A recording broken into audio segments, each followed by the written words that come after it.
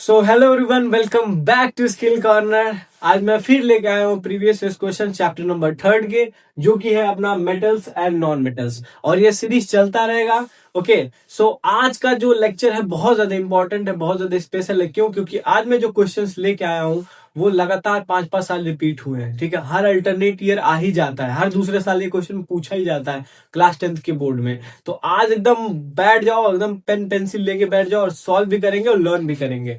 तो पहला क्वेश्चन जो बोर्ड पे है वो है define malleability and ductility, give one example of each. तो क्या करना है बाबू, मिलेबिलिटी और डक्टिलिटी बताना है होता क्या है और एक एक एग्जांपल देना। अब ये देखो कब कब आया, 2016 में आया, 18 में फिर आ गया, फिर 19 में, फिर 20 में, 23 में, हो सकता है 26 में भी पूछ ले ये बात। ठीक है, तो अब देख सकते हो 5-5 साल ये क्वेश्चन रिपीट हुआ है, तो ये आने की प्रोबेबिलिटी बहुत ज्यादा है। तो होता क्या है मिलेबिलिटी, तो malleability is the property of metal by which it can be converted into thin sheets. मतलब अब क्या है, मेटल को पीट पीट के अगर पतली पतली शीट्स में कन्वर्ट कर दे तो उसको मिलेबिलिटी बोलेंगे। एग्जांपल की बात कर लेते हैं, जैसे आयरन, गोल्ड, इन सबको पीट के हम लोग पतले शीट्स बना सकते हैं। दूसरी तरफ जाएंगे तो बाबू डक्टिलिटी क्या होता है, डक्टिलिटी का मतलब क्या, the property of metal to be converted या ड्रॉन इनटू वायर। अगर मेटल का हम लोग वायर बना ले, वायर बना सके तो उसको डक्टिलिटी बोलेंगे। ठीक बात है, एग्जांपल में ले लो कॉपर, एल्यूमिनियम का वायर देखे होगे। अब आते हैं हम लोग क्वेश्चन नंबर 2 पे। ये समझ आ गया सबको? ठीक है, तो इसका एग्जाम्पल मिलेबल सब्सटेंस या मिलेबिलिटी का क्या एग्जाम्पल हो जाएगा, मिलेबिलिटी का एग्जाम्पल हो जाएगा आपका आयरन Fe और गोल्ड। ठीक है, Au। ठीक बात है। दूसरी तरीके से डक्टिलिटी का एग्जाम्पल क्या हो जाएगा, डक्टिलिटी का हो जाएगा बाबू कॉपर, एल्यूमिनियम। ठीक बात है, ये बातचीत ये याद रखेंगे। आज हम लोग क्वेश्चन नंबर 2 पे, क्वेश्चन नंबर 2 क्या कह रहा है अपना, ये मोस्ट इंपॉर्टेंट, इस पे स्टार बना लेंगे। ये भी रिपीट कर सकता है, देखेंगे 2017 में आया, फिर 18 में आ गया, फिर 20 में आ गया, फिर 22 में आ गया, फिर 23, 25 में नहीं आया, अब सीधे कितना आएगा, 26 में आ सकता है। ठीक बात है, आ सकता है, ये बात पे ध्यान देंगे, आएगा ये बात श्योर नहीं है, पर प्रिपेयर करके जाएंगे। अब क्या है, व्हाट इज कोरोजन, और दो मेथड बताने की कैसे प्रिवेंट करेंगे। तो बाबू कोरोजन क्या होता है, जब मेटल क्या करता है, मॉइस्चर और एयर के कांटेक्ट में आता है तो वो अपने शाइन को वो धीरे धीरे खराब होना स्टार्ट कर देता है, उसी को बोलते हैं कोरोजन। अब कैसे बचाएंगे हम लोग कोरोजन से, क्या मेथड अप्लाई कर सकते हैं हम लोग, तो दो मेथड याद रखेंगे। पहला तो बाबू ये बताए थे कि पहला पेंट कर दो। ठीक है, तो पेंटिंग कर देंगे हम लोग, पेंटिंग से कोरोजन से बचा जा सकता है। दूसरा क्या कर सकते हैं बाबू, ऑयलिंग कर दो, ऑयलिंग से भी हम लोग बच सकते हैं। एक और मेथड लिख लो, दो ही पूछा है पर एक और लिख लो, गैल्वेनाइजेशन, गैल्वेनाइजेशन करा सकते हैं हम लोग, गैल्वेनाइजेशन कर सकते हैं, इससे भी हम लोग कोरोजन से बच सकते हैं। तो ये दो क्वेश्चंस खत्म हुए, अब हम लोग बढ़ेंगे क्वेश्चन नंबर 3 की तरफ। ओके, सो अब हम लोग बढ़ेंगे क्वेश्चन नंबर 3 की तरफ। तो क्वेश्चन नंबर 3 की तरफ बढ़ने से पहले मैं एक चीज अच्छे से क्लियर कर दूं कि ये जो क्वेश्चन है, जैसे क्वेश्चन क्या है, right the reactivity series of metals, why is it important. ठीक है, तो ये क्वेश्चन है, रिएक्टिविटी सीरीज लिखना है और क्यों इंपॉर्टेंट होता है ये बताना है। तो एक चीज अपने दिमाग में अच्छे से बैठा लो कि ये सेम वर्ड्स में सेम क्वेश्चन किसी भी सीबीएसई बोर्ड के क्वेश्चन पेपर में नहीं आने वाला है। क्यों? क्योंकि सीबीएसई बोर्ड क्या करती है, वर्ड्स को चेंज कर देती है, और जो क्वेश्चन आएगा इसी कॉन्सेप्ट पे बेस्ड आएगा, रिएक्टिविटी पे बेस्ड आएगा। तो ये जो ईएस लिखे हैं ये बता रहे हैं सिर्फ कि कॉन्सेप्ट बेस्ड क्वेश्चन कौन कौन से साल में रिएक्टिविटी से आया हुआ है। ठीक बात है, जैसे मैंने पिछले चैप्टर का क्वेश्चन करवाया था, उसमें मैंने क्वेश्चन ये था कि right the chemical formula and chemical name of plaster of Paris. ठीक है, अब मैंने ईयर मेंशन किया था 2020। अब वही सेम क्वेश्चन नहीं आया था, पर क्वेश्चन क्या था 2020 में, राइट द केमिकल फॉर्मूला और CaSO प्लास्टर ऑफ पेरिस। तो वहां पे ऑप्शन में टिक करना था CaSO4। ठीक है, जो उसका फॉर्मूला मैंने आपको बताया था ½ H2O। ठीक, तो ये चीज आपको मिलेगी पेपर में। ठीक है, तो ये चीज दिमाग में एकदम बिठा के चलेंगे कि कॉन्सेप्ट बेस्ड क्वेश्चन आते हैं सीबीएसई बोर्ड के पेपर्स में। Okay, same at is paper नहीं आएगा, कल को कोई बच्चा उठ के ये ना आए कि सर ये क्वेश्चन तो पेपर में आया ही नहीं, तो वो मत करने आना। ठीक बात है, तो आते हैं हम लोग क्वेश्चन नंबर 3 की तरफ। तो क्वेश्चन नंबर 3 क्या कह रहा है, रिएक्टिविटी सीरीज मेटल्स का बताना है और इम्पोर्टेंट क्यों है ये बताना है। तो इसके लिए एक ट्रिक मैंने बोर्ड पे लिखा है, वो ट्रिक क्या है, please stop calling me a cute me a zebra in the library hydrogen call me something good.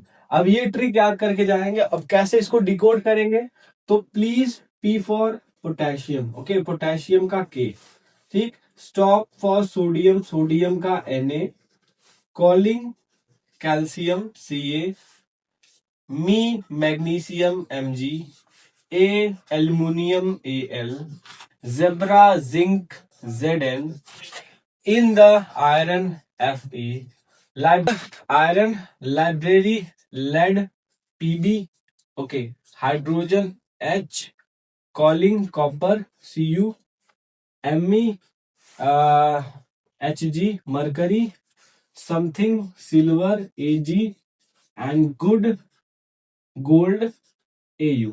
ठीक है, तो ये पूरा डिकोड हो गया। तो potassium, sodium, calcium, magnesium, aluminium, zinc, iron, lead, hydrogen, copper, mercury, silver, gold, ये होता है अपना रिएक्टिविटी सीरीज। और जैसे ही टॉप टू बॉटम जाएंगे रिएक्टिविटी घटती जाएगी, मतलब ये पोटेशियम सबसे ज्यादा reactive, then sodium, then calcium, तो ऐसे हम लोग समझ लेंगे। ठीक है, तो ये रही रिएक्टिविटी सीरीज।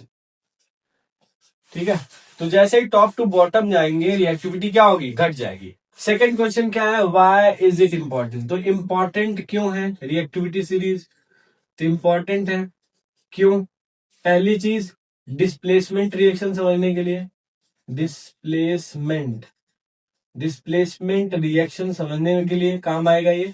दूसरा क्या, एक्सट्रैक्शन ऑफ मेटल्स, किस लिए, एक्सट्रैक्शन ऑफ मेटल्स, ये दो चीजें याद रखेंगे।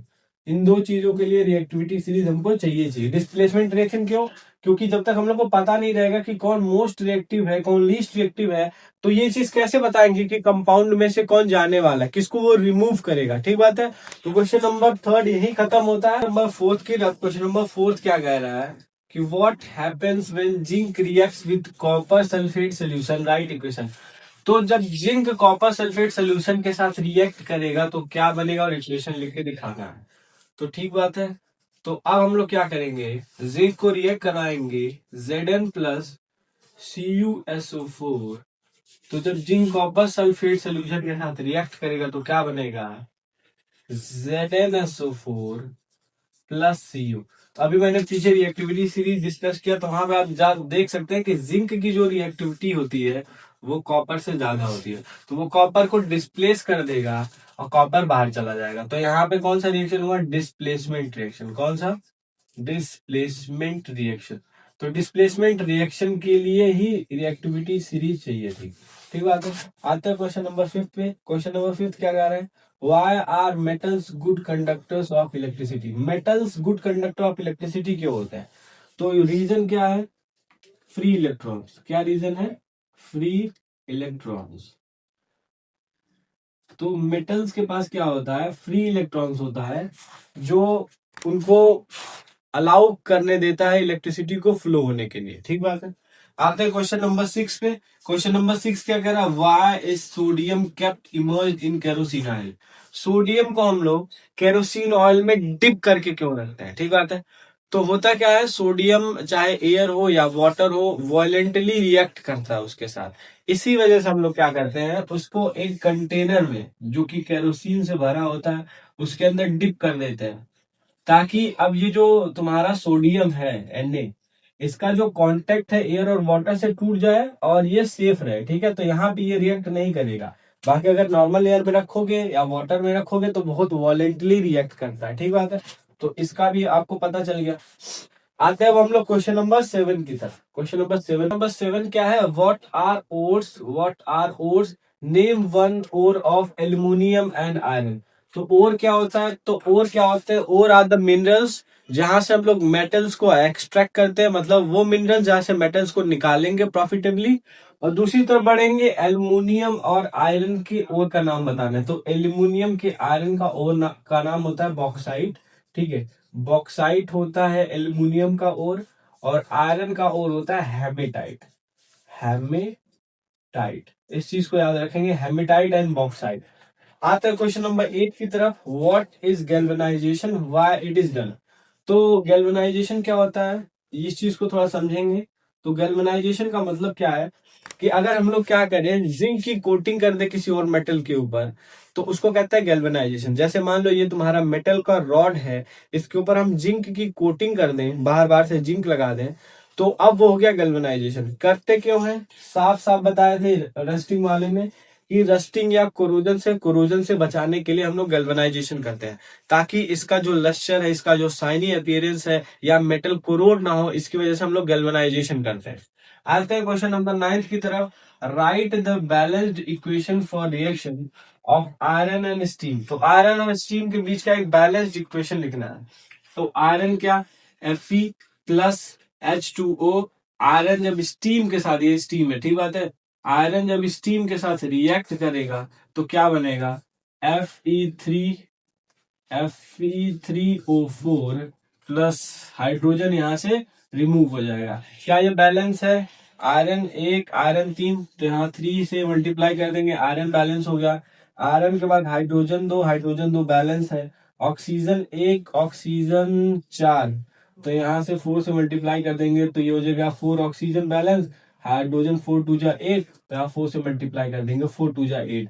तो ये हो गया बैलेंस्ड केमिकल इक्वेशन। अब हम लोग बढ़ेंगे क्वेश्चन नंबर 10 की तरफ, जो कि लास्ट होने वाला है, the last question of this chapter. तो क्वेश्चन क्या है अपना, write two differences between metals and non metals. Metals और नॉन मेटल्स के बीच में 2 डिफरेंस बताए गए हैं। तो अब एक तरफ हम लोग लिख लेते हैं मेटल्स, दूसरी तरफ लिख लेते हैं नॉन मेटल्स। तो सबसे आसान होने वाला है। तो मेटल्स और नॉन मेटल्स के 2 डिफरेंस क्या है। सबसे पहला डिफरेंस क्या है, मेटल्स क्या होते हैं, मिलिएबल होते हैं, तो मेटल्स आर मिलिएबल। और नॉन मेटल क्या होता है, ये ब्रिटल होता है, मतलब ये टूट जाता है, ठीक है, ये सीड्स में कन्वर्ट नहीं हो सकते। तो मिलिएबल एंड ब्रिटल। और दूसरा, मेटल्स क्या होते हैं, कंडक्टर होते हैं, कंडक्टर। एंड नॉन मेटल्स क्या होते हैं, नॉन कंडक्टर। तो ये नॉन कंडक्टर होते हैं नॉन मेटल्स, ठीक है। तो ये 2 डिफरेंसेस हो गए, ठीक है। अगर ऐसे ही अगर आपको ये वीडियो थोड़ा भी हेल्पफुल लगा, ठीक है, तो प्रीवियस वीडियोस भी आप लोग देख लीजिए, चैप्टर वाइज है, वो बहुत ज्यादा इंपॉर्टेंट है, और ये भी बहुत ज्यादा इंपॉर्टेंट है। तो ये सारे क्वेश्चंस जरूर से सॉल्व करके जाएंगे, क्योंकि ये जो है प्रीवियस ईयर बेस्ड क्वेश्चंस है। ऐसे क्वेश्चंस प्रीवियस ईयर में पूछे गए हैं, ठीक बात है। तो इसको जरूर सॉल्व करके जाएंगे, ओके। और ये वीडियो अपने दोस्तों को शेयर करिए। Till then all the best, मिलते हैं नेक्स्ट वीडियो में।